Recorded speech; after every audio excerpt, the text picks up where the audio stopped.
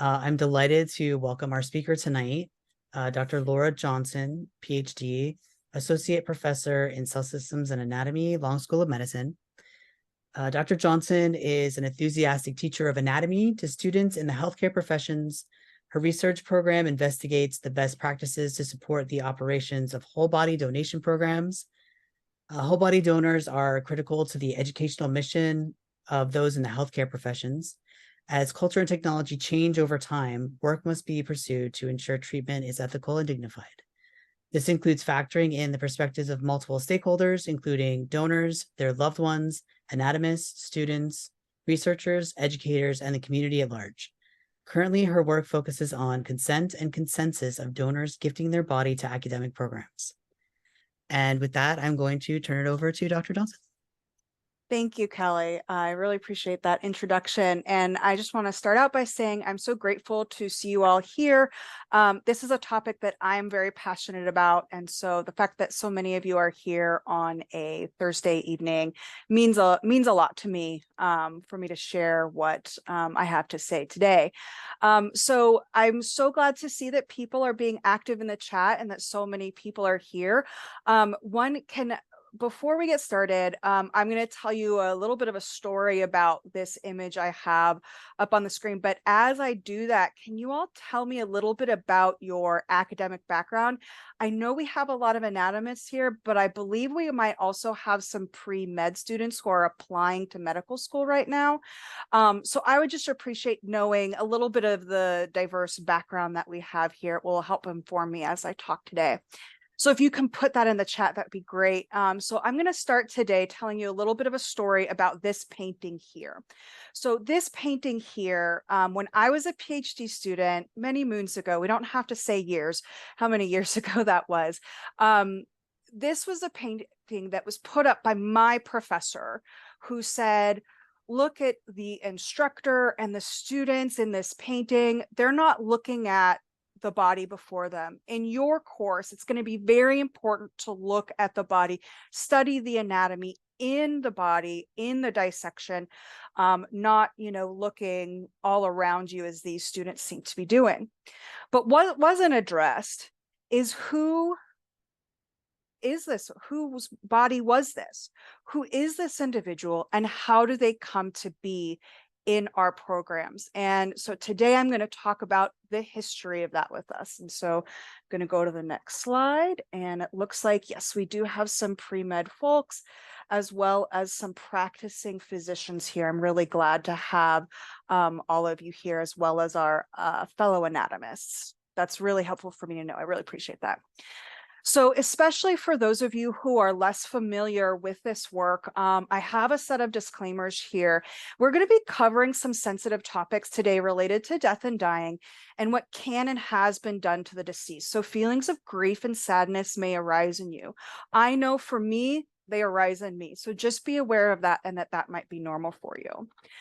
I also want to be explicit here that this approach today is going to be from a perspective of understanding the laws and practices today in the United States.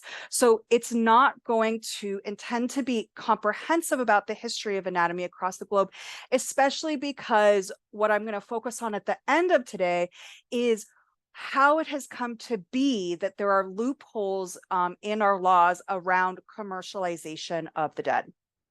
And finally, I have a disclaimer that these statements represent my personal and individual thoughts, opinions, and conclusions, and they don't represent those of the UT Health Science Center at San Antonio, and that the university does support my full academic freedom here in what I'm about to share with you today.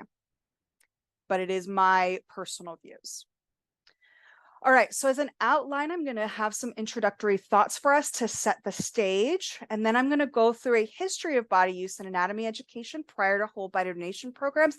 But again, this is going to focus more on the things that have influenced current United States laws. So I'm going to go through ancient Greece to Italy and what is now known as the United Kingdom through the United States. And then I'm going to get into the rise of whole body donation in the US and what predated that and what has led to current commercialization of bodies in the United States. And then I will have some brief concluding remarks.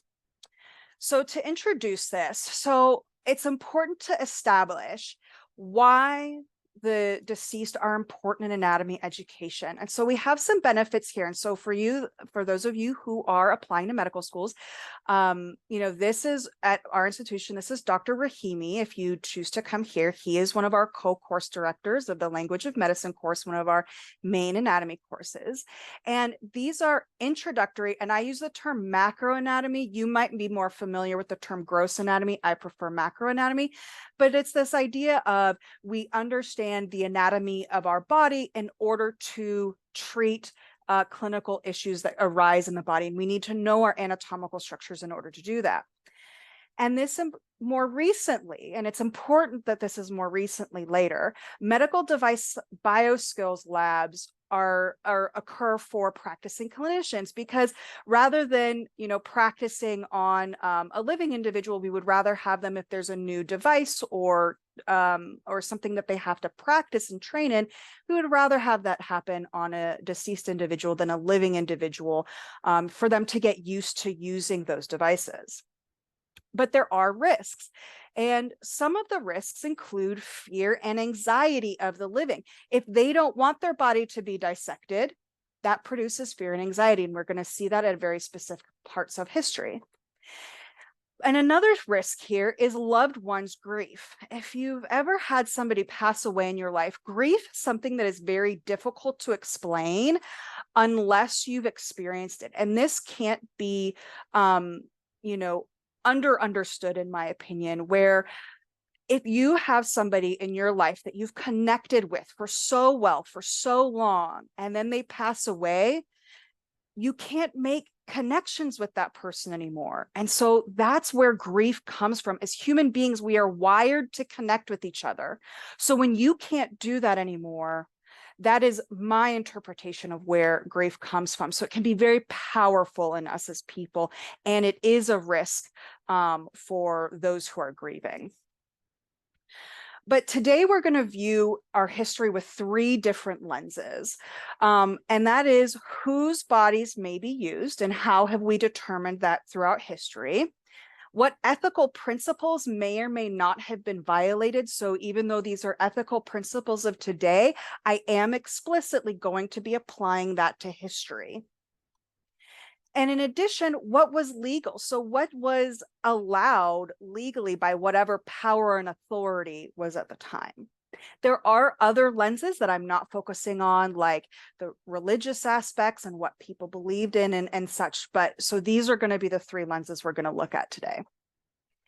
And to keep in mind of whose bodies may be used, I've sort of developed this in the last bit of time, where I'm going to give us two different categories of people, where one is a marginalized group of people in terms of whose body can be used. So if you're not familiar with marginalization, it's this idea of any way you can other someone, creating an us and them. This is happening to someone else over there. It's not happening to me and my loved ones.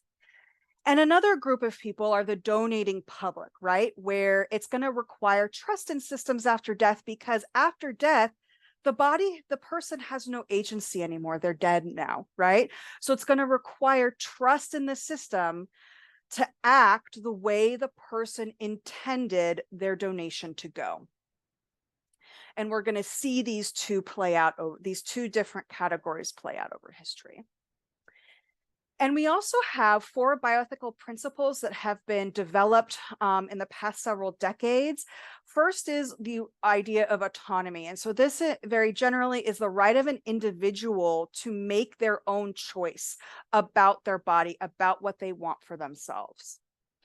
Another principle is beneficence, and this is the idea that we're going to maximize benefit and minimize harm. So we're putting the idea of the other in our mind in terms of being beneficial for them and for others.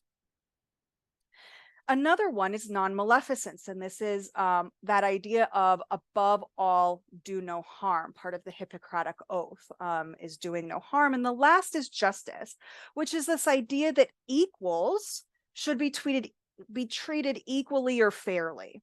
And we are going to see that this is violated quite a lot in human history, along with autonomy.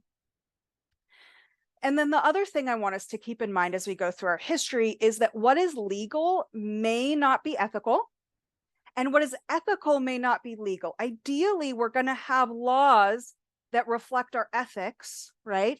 But it's ideally both, but there are going to be definitely situations where it is not the case, and it can be very difficult to enact this. So now to move into our history with those perspectives in mind. So the first time that we have documented dissection is in ancient Alexandria. And so Alexandria, the city itself, was established in 331 BCE. And soon after, so some authors say the early 3rd century, I've seen it also about 280 to 260. Herophilus and Aristrastus performed dissections and even vivisection. So this is while individuals were alive on condemned criminals, and this was allowed by the Alexandrian rulers at the time. So this is going to violate a lot of things, of course. So these are people who did not have control and decide what happened to their body after death. They were not trying to maximize benefits and minimize harm because people were alive during these dissections. And that also violates non-maleficence because it's going to hurt the individual who's being dissected. And this justice principle, because they're condemned criminals, right? That's making an other there. That's making an other statement. So they're not treating them as another human because they're not allowed autonomy over their body. But that ended pretty quickly. And so dissection and so the reference I have down here actually in Comer et al., she makes the argument in her paper that perhaps because this was so horrific to people, that because it was vivisection, maybe that's why dissection died out for so long, because people were they found it so abhorrent that this was done. So dissection ends until about the mid-1200s. So what is happening in between? So I'm going to take Galen as our example. Galen is a very famous anatomist, and his anatomical teachings, and so he talked a lot about the humors, predominated until Vesalius in the mid-1500s. And so he would use animals and would study injured gladiators, so people who are injured in the stadium. He would, as he's treating them, look and see, okay, what else can I see here and take away from anatomy? But because he wasn't dissecting people, there were numerous inaccuracies, like he stated that the pig's liver had, or the human liver had 5 lobes, and that's because the pig has 5. And so here is an image of him dissecting a pig, as if, right? So this was in 1586. All right. There was resumption of dissection in the 1200s. So by the mid to late 1200s, there was one executed criminal every 5 years. And this was mandated dissection for students, and then healthcare practitioners were required to be in attendance. These were typically foreigners or strangers of low standing, so low socioeconomic status, and this is going to violate autonomy and justice at a minimum.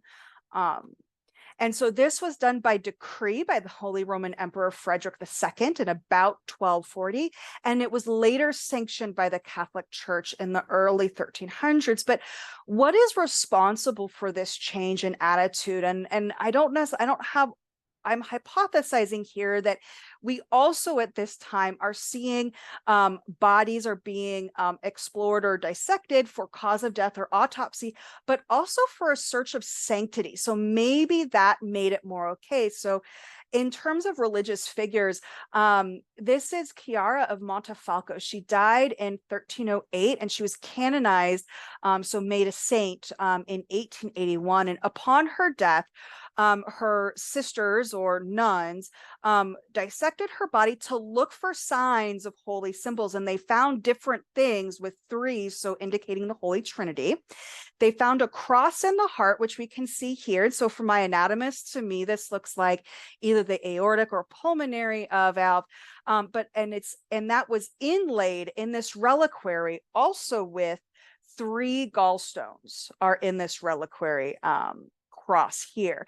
And so if we actually take a look at this painting again, this painting is of Chiara, and Jesus is putting that cross, the mark of the Holy Trinity, in her heart, because that's what they were believed to have found here. So maybe this is part of what made it more okay to start doing dissection, even though it was in executed criminals. And at around this time as well, we have our first documentation of students grave robbing. And 4 students were prosecuted for robbing a grave and bringing home the body to the home of their anatomy teacher, Master Alberto, who is a lecturer at the University of Bologna.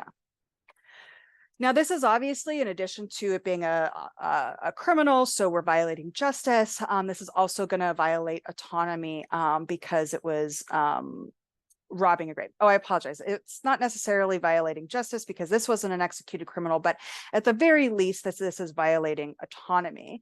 And what we're going to see throughout the course of today is that it is actually quite remarkable that students were prosecuted for this, because what we're going to see pretty soon is that people can be prosecuted, but it's not very frequent. But first, let's talk through this idea of the stranger. So in 1422, the one in the book that I'd read cited Bologna specifically, where these regulations that those who originated within 30 miles of the city were not allowed to be dissected. So they had to be somebody further away. And so there were similar regulations at other cities like Genoa, Pisa, Florence, and Padua. And so this kind of gives us 2 different ways of thinking about this. On the one hand, grief is really powerful, as we've already seen, and so it can be emotionally challenging to dissect someone you know. But on the other hand, is it violating justice? That because you have a different geographical origin, you're more likely to go for dissection, and thus violating your autonomy and similar, because none of this was donation based. And then we get to Andreas Vesalius. So Vesalius, this is the title page of his most important work, Fabrica, that is actually very important to us anatomists, because his work, De Humani Corporis Fabrica Libri Septem, was published in 1543. And he was the first one to really dare challenge Galenic anatomy teaching. So for the past several hundred years, people have been dissecting bodies, but they've been reading Galenic treatises that has anatomical inaccuracies in them. And so this caused a lot of controversy actually at the time. And he's honored today and celebrated on the day of his death, October 15th, annually as World Anatomy Day. But as we're going to see, he relied extensively on executed criminals and would freely describe grave robbing. So in contrast to the students who were prosecuted in 1319, grave robbing is discussed in Fabrica very freely. So in this passage, he describes his students pulled from her tomb the attractive whore of a monk at the Church of St. Anthony here, who had died suddenly as if from suffocation of the uterus or some other fulminating illness. They brought her in for public dissection, having removed all the skin from her body with amazing industry, so that she would not be recognized by the monk who with her relatives was complaining to the podesta that the corpse had been stolen from the tomb. Now, not everyone is going to be able to read, of course, at this time, but it's, to me, I reflect on the fact that he was very willing to share this with and among others who can read and others anatomists. And obviously this was going to violate also autonomy, but also non-maleficence in the clearly distressed loved ones and relatives. He also has these scenes. So these little cherubs are called putti. So in these little images with these letters, these are 2 depictions of grave robbing scenes from his treatise. And I should note, for anyone here at UT Health San Antonio, we actually have a copy of Fabrica upstairs, the first edition. And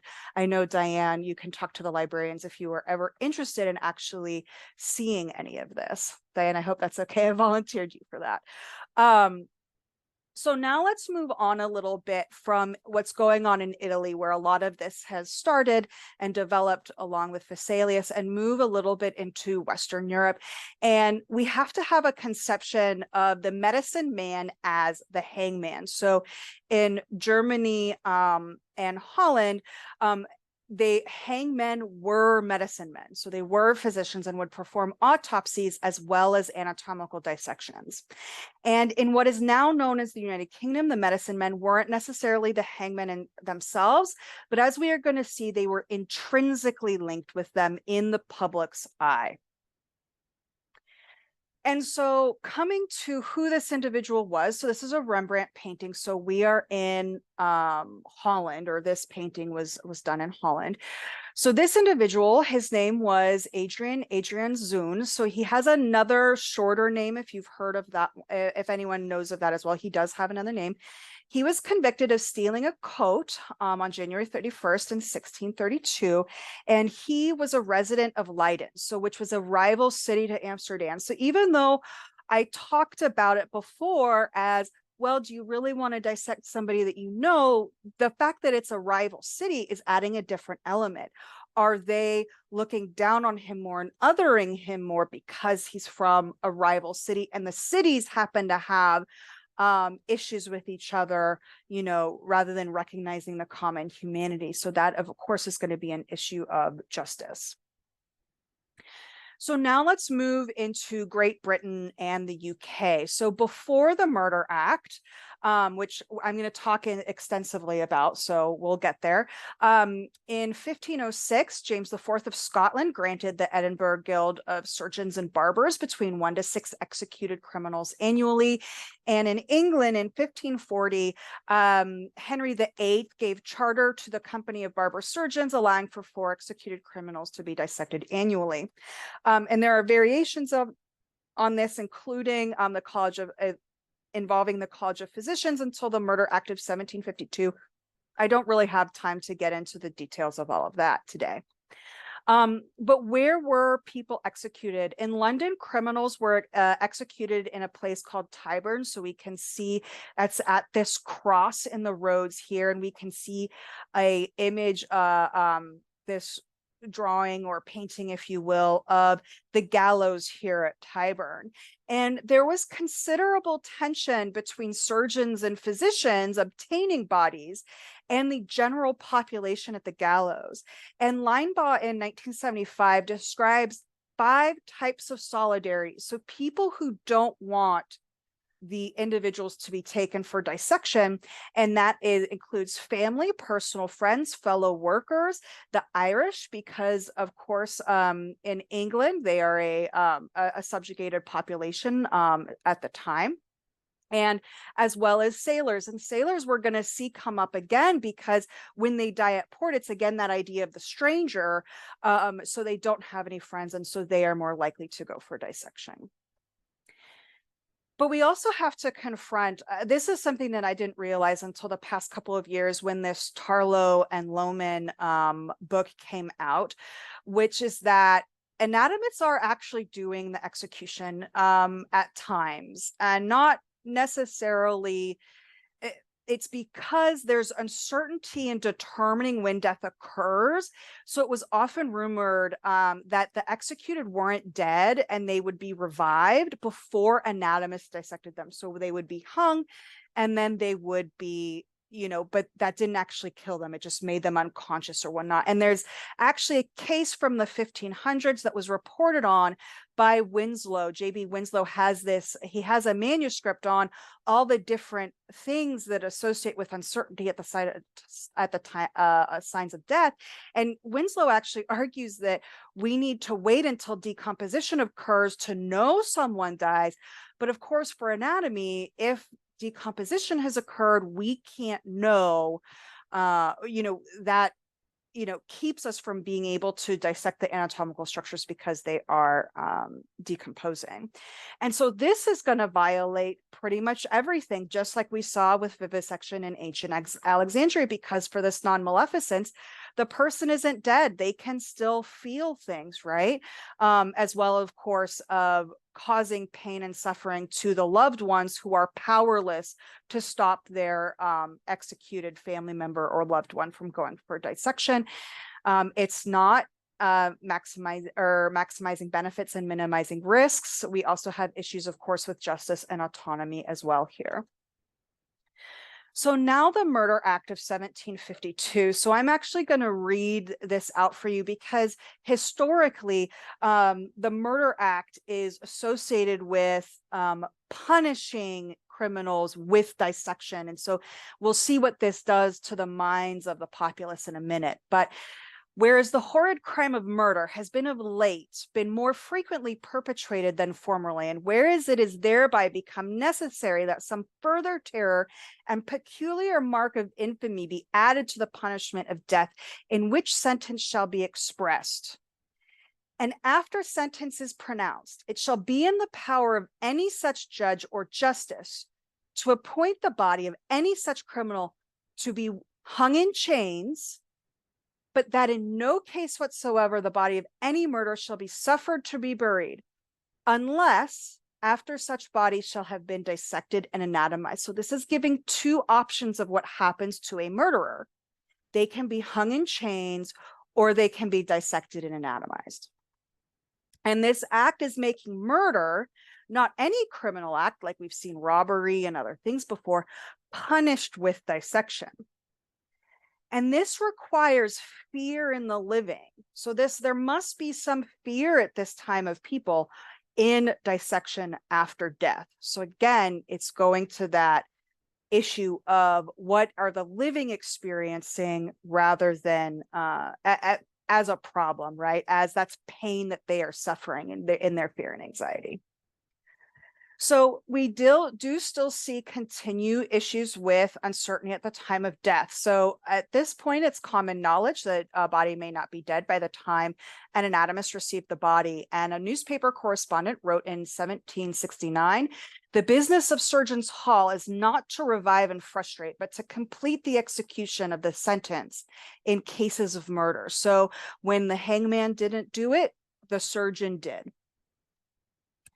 And from 1812 to 1830, as recently as, a couple hundred years ago, there were 10 well-documented cases where the heart was still beating after the body was received, and the final cuts of death were made by the anatomist.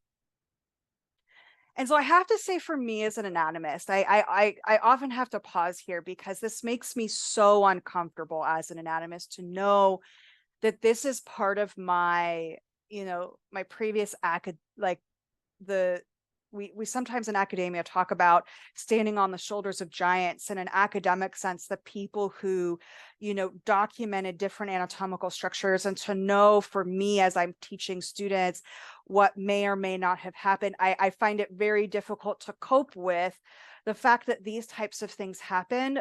But even though it makes me deeply uncomfortable, I can't shy away from this history. And Bruce Wayneman just put in the chat, standing on the shoulders of ogres.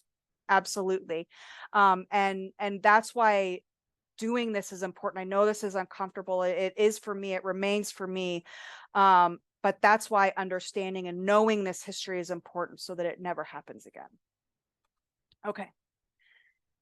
Even with all of that, even with the Murder Act, even with these different things of trying to supply anatomists with bodies, it's not enough. And so there is continued grave robbing, to the point where here are some examples of some mort safes and grave watchers. So mort safes, as you can see, are these metal structures that encase a grave, and that's to prevent people from robbing the coffin. And grave watchers would sit in a hut like this for about a week or 10 days after somebody has died, because that's the amount of time it takes for a body to decompose. And they're watching to make sure that someone doesn't remove an individual. And for me, when I look at this, I just think about the fear and anxiety that people have about this, to these lengths that they are going in order to make sure that their bodies are not grave robbed. But what also happened at the time was export from Ireland into the UK. So export and import doesn't often happen in this time period, because at the time there wasn't embalming or anything to keep a body preserved. But Ireland is obviously close enough to the rest of Great Britain and England that they would be exported from Ireland.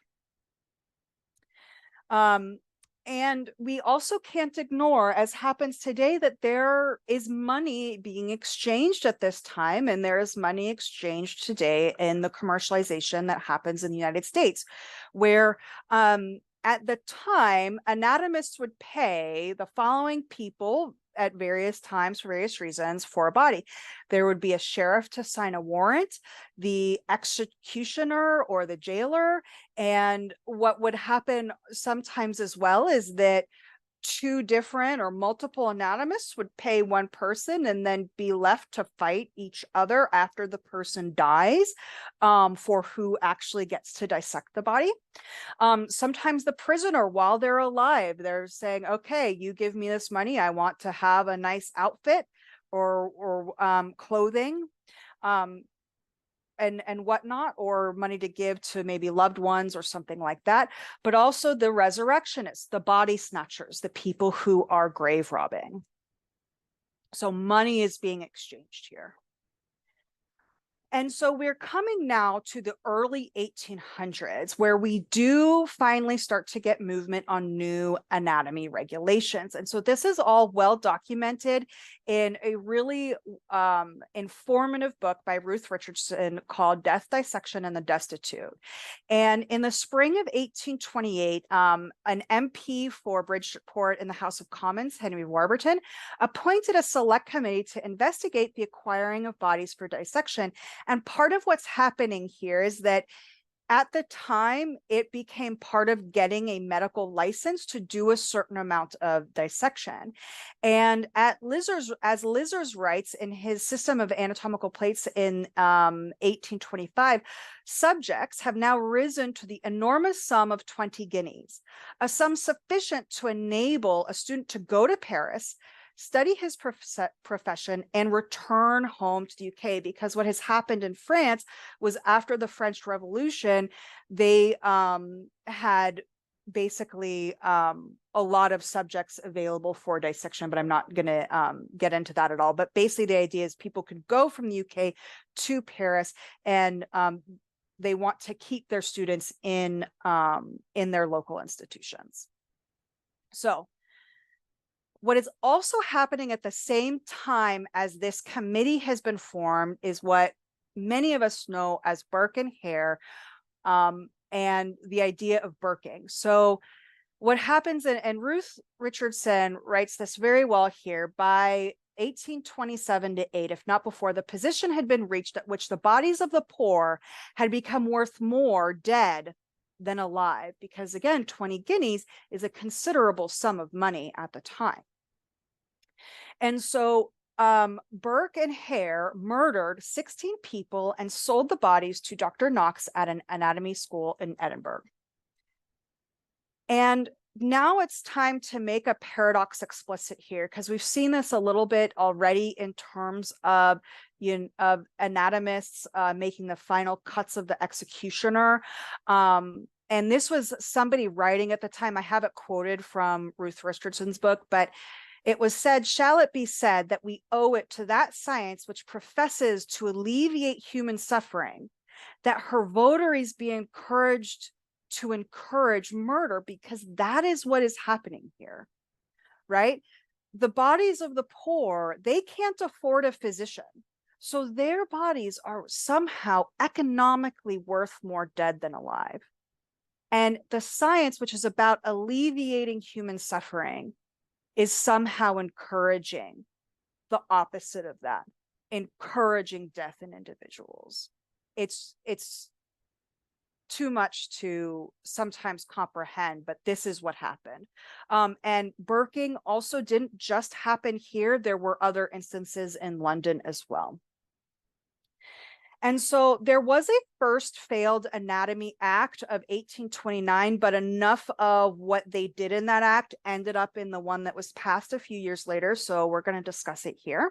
So this first Anatomy Act in 1829 would make those who are unclaimed subject to dissection after death. And it was justified in the following manner. And if you don't know what defines an unclaimed individual at this time, it's that you or your loved ones and family can't come up with the money to pay for a burial. That's not what they're necessarily claiming here when they justified it, but that is what it was. And so it was justified in the following points. They are bodies of those unclaimed who were either supported by the public in workhouses, hospitals, or similar, or those who die in prison. So the subtext here being, this is you paying back your debt to society. You were too poor to afford yourself. And so you were in our workhouse, so you're going to pay that back to society as going for dissection. And although it is only the poor who would be subject to this, they did acknowledge this. Some others didn't, but we'll see that in a minute. Although the only poor who would be subject to this, it is better. They justified it because it was better than the current system, which had so much grave robbing and going on at the same time as the select committee murdering. And because there are quote unquote no relatives, there can be no distress to the living relatives and friends. So obviously this is going to violate a person's autonomy. They are selecting the people who are poor, and they are actually causing harm. And so we will see that in a minute in more detail. And I will note that in this Anatomy Act of 1829, they did keep provisions for using executed criminals for anatomists. So anatomists didn't want to let go of basically anybody. And so they wanted to still keep executed criminals in that first law. But this one did not succeed in 1829. But I do want to go through a little bit more of this idea of non-malevolence and the unclaimed. So there are two different things that I identify here. We have terror of the living, in that when news of the committee's recommendations broke, that is, it's the poor in the workhorses, people already in workhouses reacted with terror to the prospect of being dissected, because again, for the people in their mind, the most heinous act of murder is what caused somebody to be punished with death. And so by virtue of being poor, you are now as heinous as a murderer. And it's just horrible to think about. Well, we also have suffering of their survivors. So this is from Richardson. This is a chart that she has in her book. And again, what they're trying to claim is this economic definition. That is, if you're buried by your friends and you have the money for that, you're claimed. And then all of these other people buried by the parish are unclaimed. But what we also know is that a large portion of those who are unclaimed in the economic definition are claimed because they're buried by the parish, but they're accompanied by friends. So what that means is that their friends just couldn't pay for their loved one to be buried, and so they are now considered unclaimed. So we are causing suffering to their survivors. All right. So the Anatomy Act of 1832 was a successful bill that did only focus on the unclaimed. And in the interim between 1829 and 1832, there was a big enough sector of the medical profession who wished to expunge the use of dissection as punishment for murder for the statute book. To sever their association with the hangman, they believed, would improve the public image of both the profession and its anatomical pursuits. But what is also interesting at this time that Ruth Richardson writes about is that during this time, there were people who wanted to donate their body for dissection, but at the time it was perceived to be quite unusual. And so this is how we came to the Anatomy Act of 1832, where executed criminals were not included. The unclaimed were included, but there weren't provisions for people to donate their body. Okay, so now let's move on to the United States history and current commercialization. So that's setting the stage, especially because the United States and what is now known as the UK has such a unique history together. A lot of what we're going to see has been mirrored in that UK history. So the first thing to understand is just a couple of basic principles of how law works in the United States. So we have 50 different states, and there's a different state government that the federal government, and so that federal government is creating a law that will apply nationally. Okay, but in order to qualify as a federal law, it must pass a specific clause, the Interstate Commerce Clause. So is this law impacting interstate commerce? Then it can be a federal law. Okay, so we have a lot of variation in state level law here. I will note, so this is 50 states, so this is today. And so some of the time periods we're talking about, we don't have that many states, but it is still the same structure. And so the United States, as I said before, is paralleling Britain. And Michael Sapol has also done a tremendous work in his book, A Traffic of Dead Bodies. And most states did allow for executed criminals to be used for dissection, but it's still not enough, just as we saw in the UK. So we're still going to have grave robbing.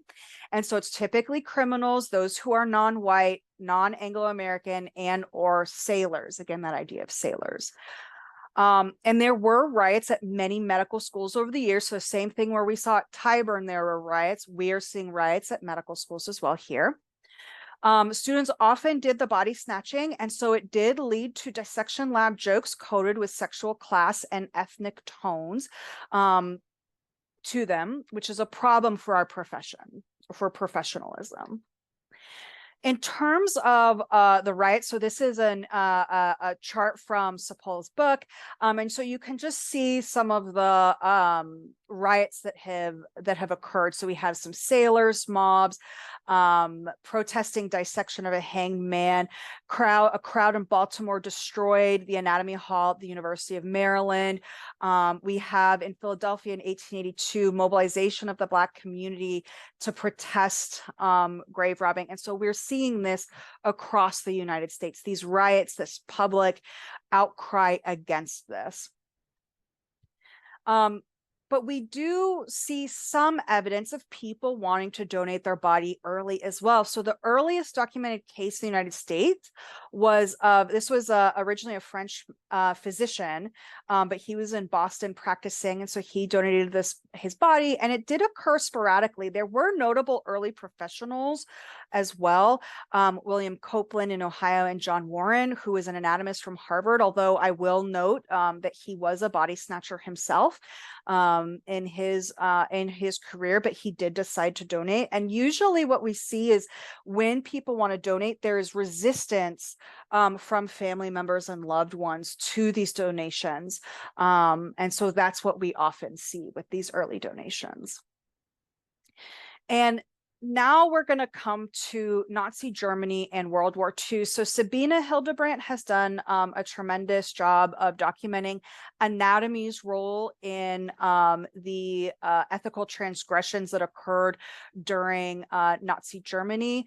Unfortunately, I don't have that much time to go into it right now, but anatomy was a major part of it. We have images that are associated with it, and we as anatomists have to consider that. And then after the war, the Nuremberg trials did lead to an international focus on ethics. Tom Champney has put in the chat that Bentham in the UK donated his body after the 1832 Act. Yes, that was absolutely did happen in the UK. So again, there are some instances of body donation, but people treated it as an oddity. But anyway, focusing on ethics. So even though there were still issues after the Nuremberg trials, we tried to focus on it a little bit more. And we also had, after World War II, we are finally actually seeing the rise of body donation programs. And I've seen two different reasons for this written that are not mutually exclusive. They're just two different reasons written.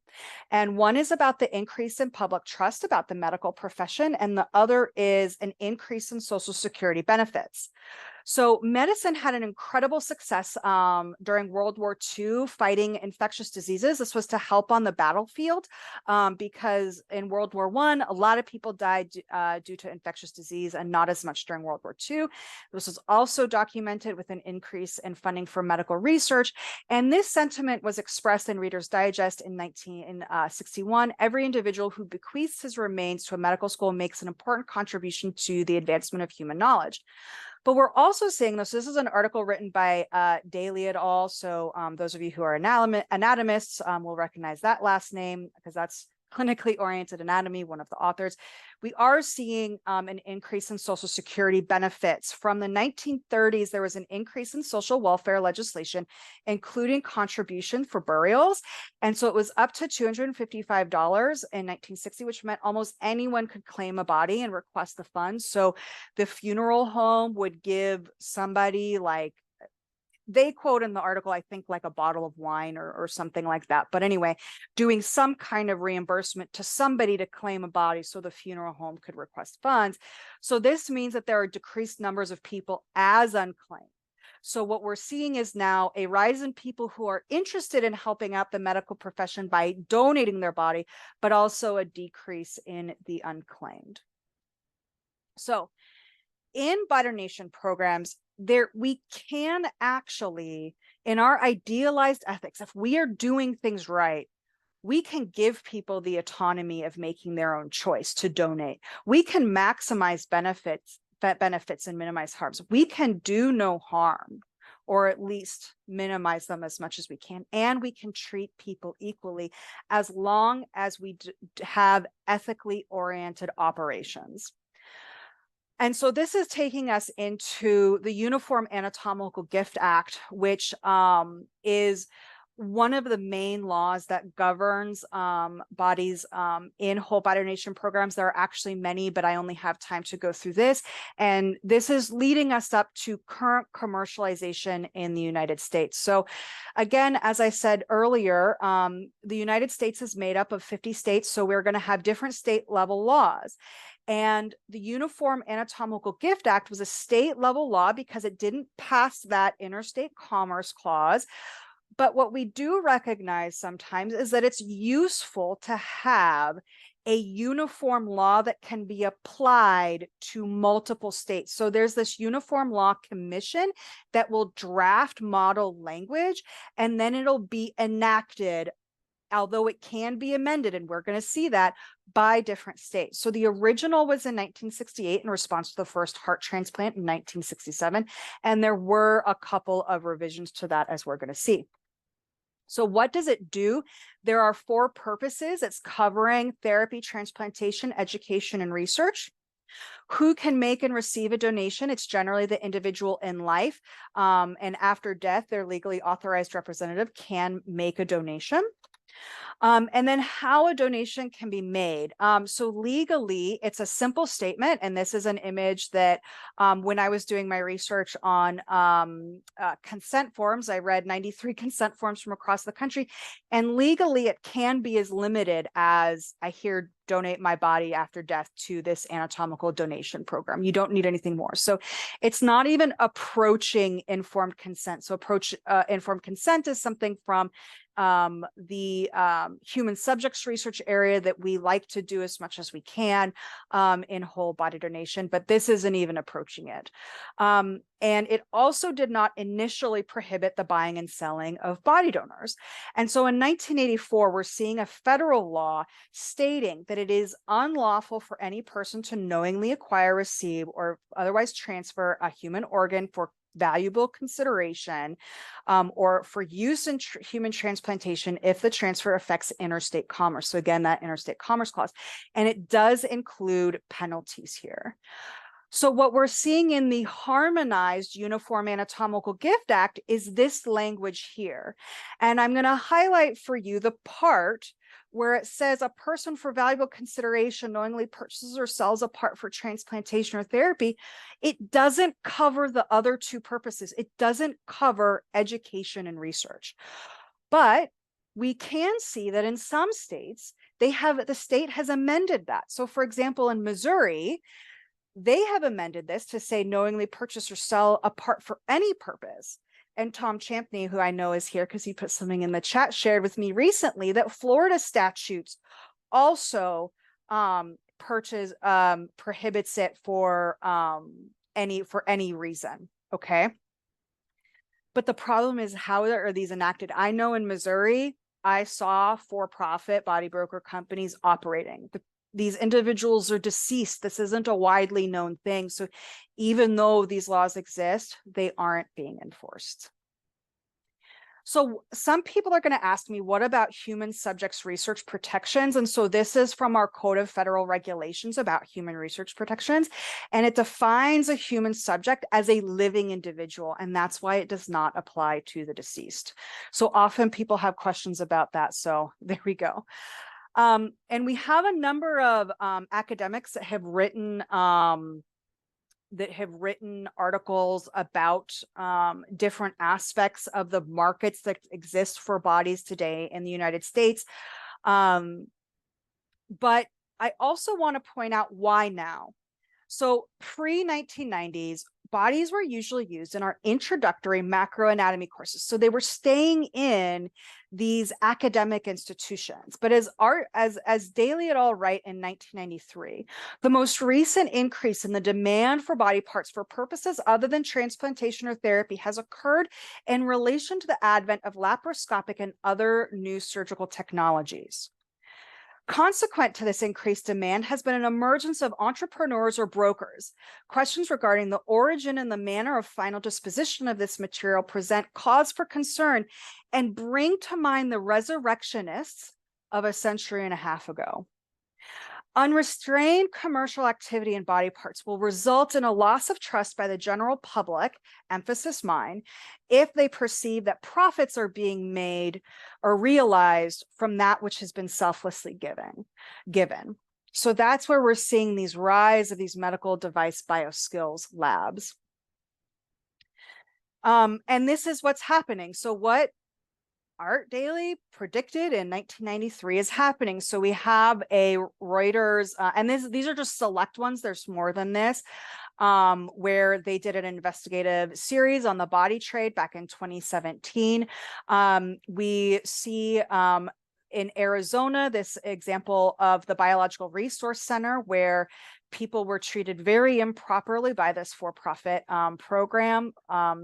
And at Harvard Medical School recently, there are alleged crimes about body parts being removed from, basically stolen from Harvard and then sold across state lines. But if you dig into the charges, it's for transporting stolen property, not because you're buying and selling human remains.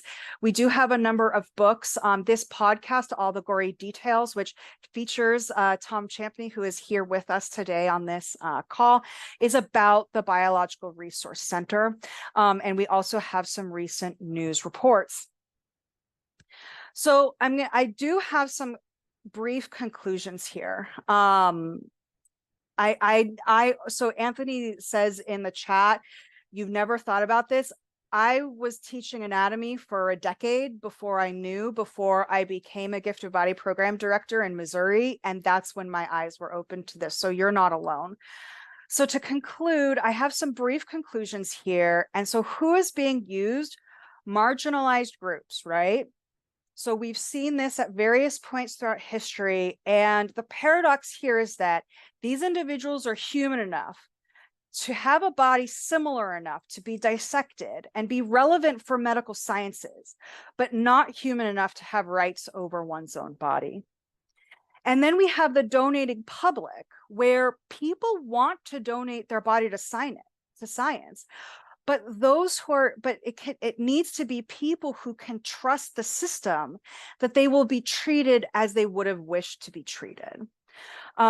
And there's a lot more reflections we can do here. I'm mostly going to leave it at that, with one exception. So last week, one of our colleagues, Sabina Hildebrandt, was a co-commissioner. I might not be getting her title for this event correctly, but the Lancet put together a commission on medicine, Nazism, and the Holocaust. And a lot of people had a lot of great things to say in that launch event, but I'm going to credit one of the speakers for the framing and credit. This was only a week ago, so I'm still processing everything that was said in that. But the report has the following analogy. History is to the culture of healthcare as the basic science is to the practice of healthcare. And what do they mean by that? You can practice the healthcare professions as it is today without the basic sciences, but to improve practice, you need to know the basic science. And likewise, if you want to be a part of today's culture, okay, I probably typed this wrong, sorry. But anyway, but if you want, you can be a part of today's culture, but if you want to be a change agent, you need to understand how the culture came to be. And that means understanding the history. And so I really would, and the last point here is that they bring up is that our ethics are fragile. And so I would like to point out in anatomy, we have these, the American Association for Anatomy has these ethics and professionalism resources put together by Tom Champney, Sabina Hildebrandt, and John Cornwall. And with that, there's a lot of people to thank, the Friends of the PI Nixon Library, for having me. A lot of library staff members, especially Kelly, who really puts up with a lot of my book requests. The Cell Systems and Anatomy, I have felt so welcomed here by all of the faculty here. There's simply too many people to put on the list, but I've absolutely loved them, as well as a number of my mentors, the Anatomy Bioethics Unicorns, and my collaborators and colleagues. And I do currently have some fellowship funding in science advocacy from the American Association for Anatomy. And so with that, who has thoughts or questions? I don't see any questions in the Q&A. So I guess I'll end it there.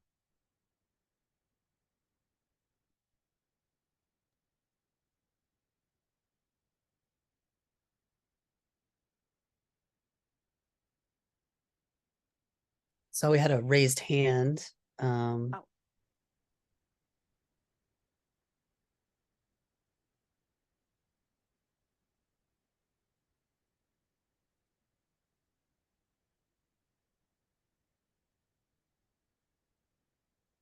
Also, while we do questions as well, I'm going to post a link in the chat to, we have a quick like follow-up survey. So if you have a couple minutes, just fill this out, if you would, please. Nicole, I have not considered using that type of ethics, but I will now. Thank you for that comment. I'm really more of an anatomist operations person. So I take all feedback in that regard. I really appreciate that comment.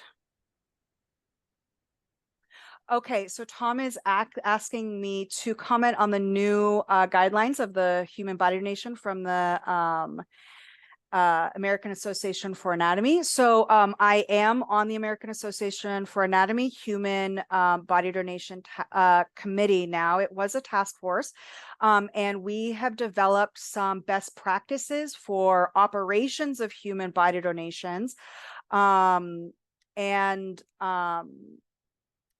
And so those should be published in the near future. I think we're putting some finalized things, working with the board. There are also some related to this. Again, I'm really at the hour now, but there also have been issues with legacy anatomical collections. So the skeletal materials that a lot of us have in our collections. So they also have those that have been recently published. So those should be coming out soon. And what we're trying to do is we're really trying to get better at these things. Also, my colleague Brandy Schmidt and I have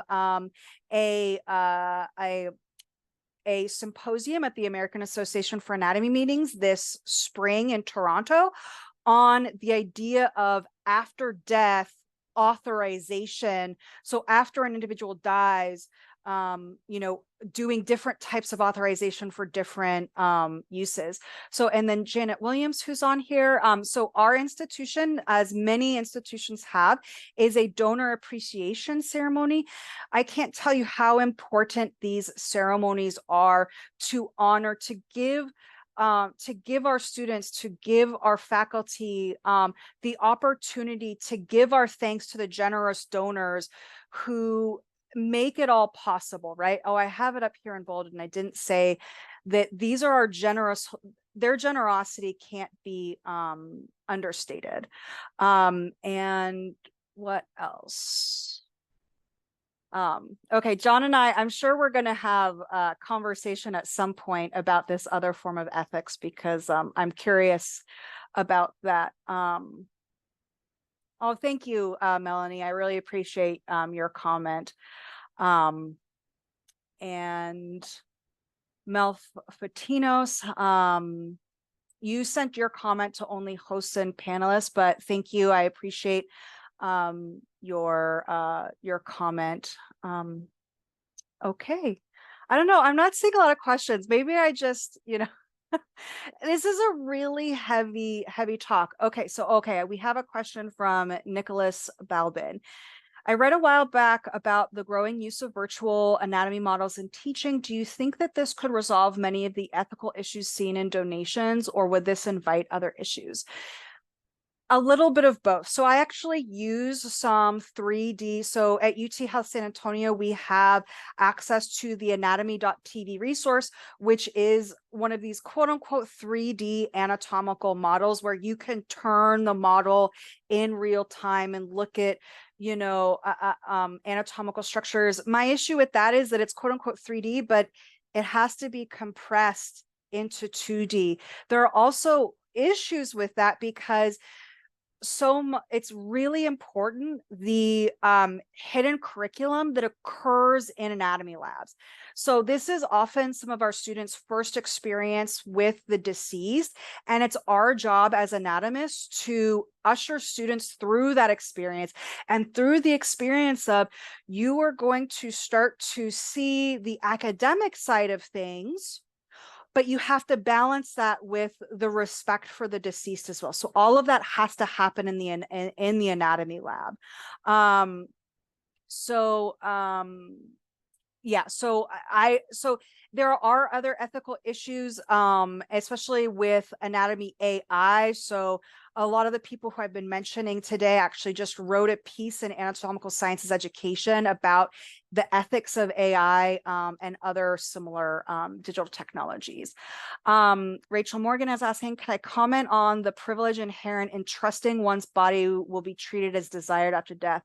Rachel, this is such a great point. I didn't bring it up at the time, but what we tend to see in our donor programs are white people, right? Because they have trust in the medical system.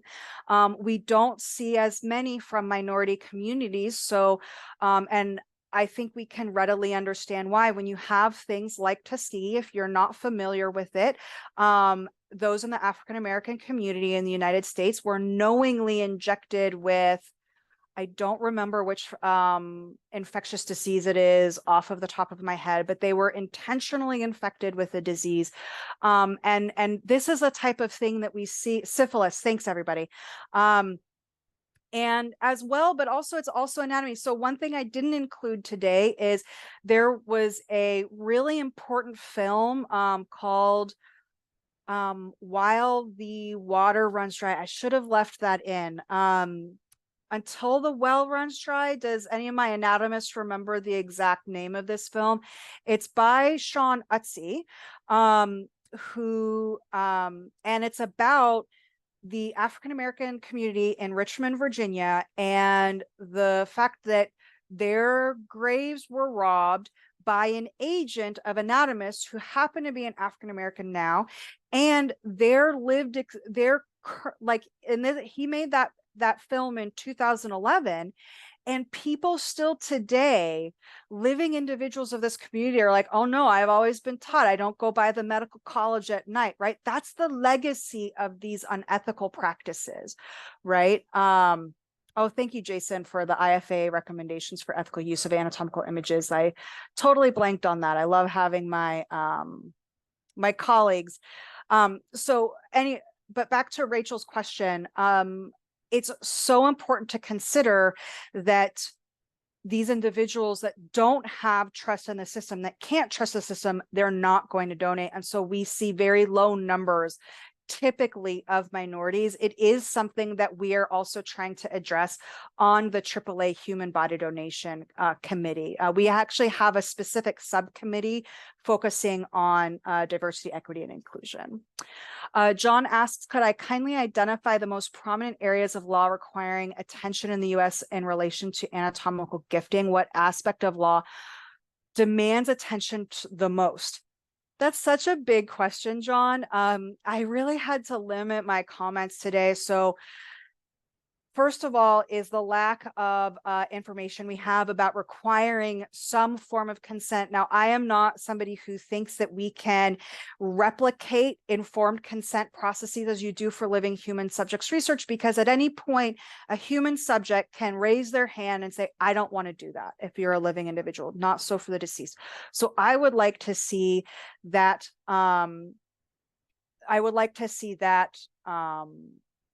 changed. I would like to see currently with the for-profit programs, they are allowed to do kickbacks. So they will pay a funeral home or pay a hospice or whoever.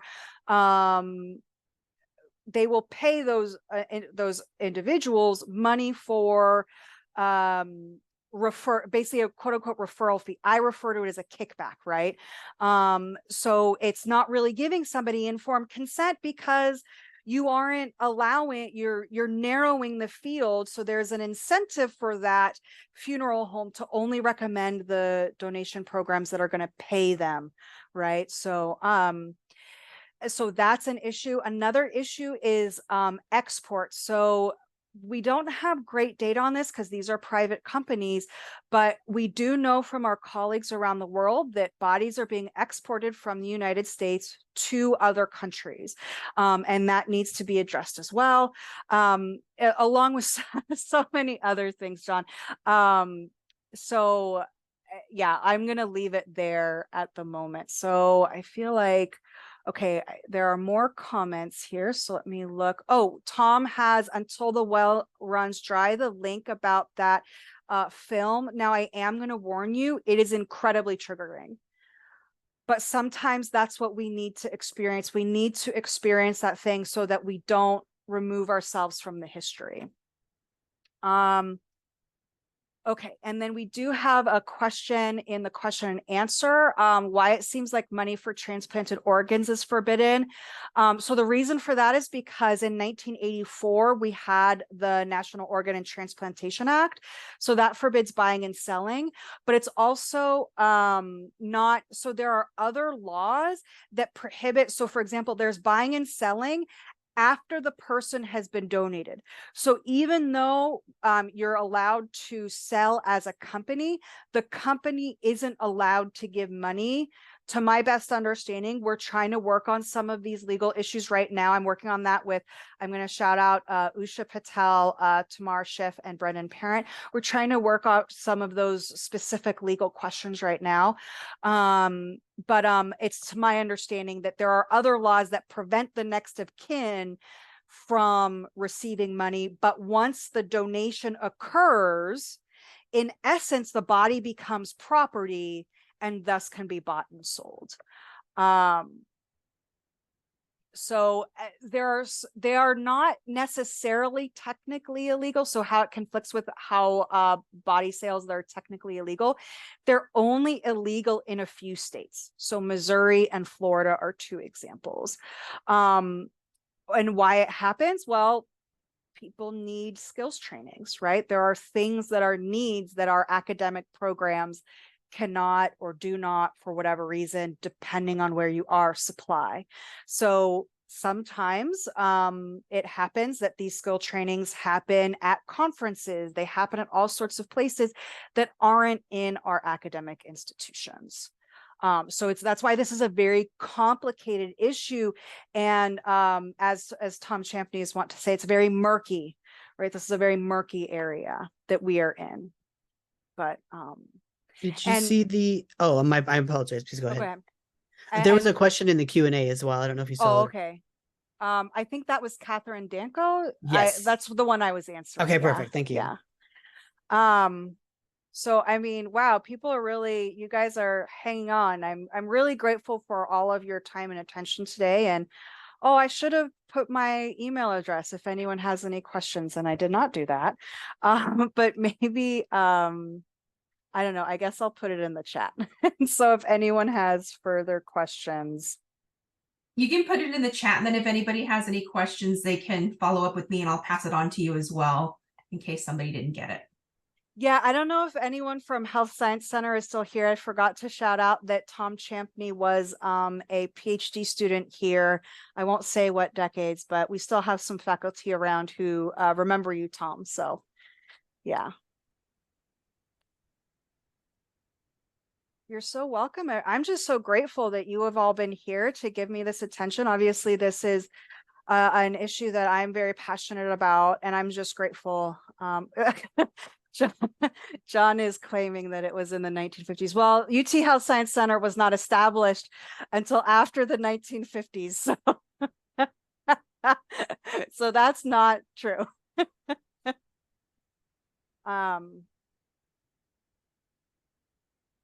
All right. Dr. Johnson, just on behalf of the PI Nixon Library, the UT Health Library as well, thank you so much for your presentation. I think it's safe to say it was very well received. It was recorded, and we'll be sure to share that once we got the video all together. We'll put it up on our History of Medicine site and share that with you.